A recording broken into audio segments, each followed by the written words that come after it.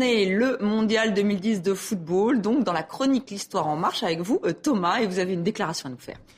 Oui, ce genre de spectacle ne me séduit pas du tout. On ne cesse d'acclamer les noms. Quand je pense que cet amusement futile, sot, monotone, qui les cloue à leur place, jamais rassasiés, j'éprouve une certaine joie à ne pas éprouver celle-là. Alors là, j'arrive pas à croire que ce soit vous qui dites ça, puisque je vous ai vu danser la danse des Bafana Bafana pendant le match tout à l'heure. Donc avouez, ce n'est pas vous, mais qui est-ce ? C'est vrai. Alors, c'est pas moi, et c'est même pas de mes contemporains. C'est Pline le Jeune. C'est-à-dire, il y a 2000 ans à peu près que ça a été prononcé ces mots. Et je crois que c'est l'intérêt aussi de la chronique d'aujourd'hui, de faire un parallèle entre l'événement mondial qui commence aujourd'hui. On a l'impression que tout est nouveau, que c'est gigantesque, etc. Mais en fait, il y a déjà 2000 ans, on avait, avec les courses de chars notamment, et de quadriges, c'est-à-dire 4 chevaux, qui étaient l'événement phare des Jeux du cirque, on avait des parallèles frappants, et j'aimerais en voir quelques-uns avec vous ce soir. Et pour commencer, le gigantisme des stades. Ouais. Bien sûr, la finale au Soccer City à Johannesburg recevra 90 000 à peu près spectateurs. Le Circus Maximus à Rome, accueillait 150 000 spectateurs qui, d'ailleurs, un peu comme aujourd'hui dans les stades contemporains, criaient « Allez les verts, allez les rouges, allez les bleus, allez les blancs ». Je ne dis pas ces 4 couleurs par hasard, c'est tout simplement parce qu'à l'époque, les conducteurs de chars avaient une couleur. Cette couleur correspondait à ce qu'on appelle aujourd'hui un club, ce qu'on appelait à l'époque une faction.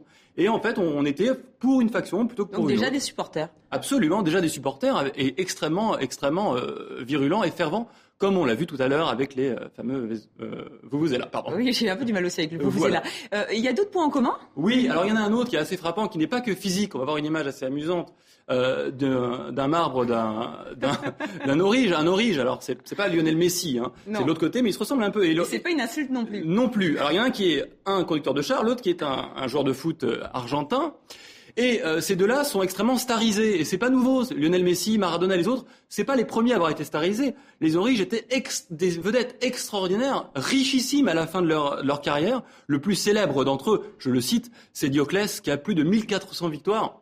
Et parallèle encore avec aujourd'hui, il y a plein d'inscriptions dans la Rome qu'on retrouve aujourd'hui par les archéologues, des inscriptions où on trouve les statistiques de chaque cavalier, chaque conducteur de char, quand est-ce qu'il a gagné, contre qui, dans le dernier tour ou pas dans le dernier tour. Ça ressemble beaucoup aux stats qu'on va voir pendant un mois sur toutes les télévisions, notamment TV5 Monde. Mais est-ce qu'il y avait déjà la presse qui critiquait les uns et les autres ? On pense à ce pauvre Raymond Domenech, non. Là, non, il n'y a pas le Raymond Domenech de l'époque. Je ne sais pas si on doit s'en plaindre ou s'en réjouir.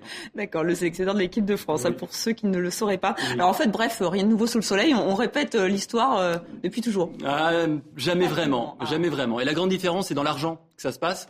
Pourquoi ? Parce qu'aujourd'hui, qui finance ? On l'a vu avec Frédéric Villot, les intérêts sont énormes. C'est les médias, c'est les sponsors, c'est finalement nous en achetant les produits publicitaires. Tout ça fait une manne extraordinaire d'argent. À l'époque, qui finance ? C'est l'État et surtout les élus qui veulent faire des extraordinaires événements qui leur permettent ensuite d'avoir une gloire pour leur carrière politique personnelle. Je citerai pour terminer un livre formidable, assez ancien mais qu'on peut trouver, Le sport dans la Rome antique de Jean-Paul Tullier aux éditions Errance. Merci beaucoup Thomas, donc à lire entre 2 matchs de football. Absolument.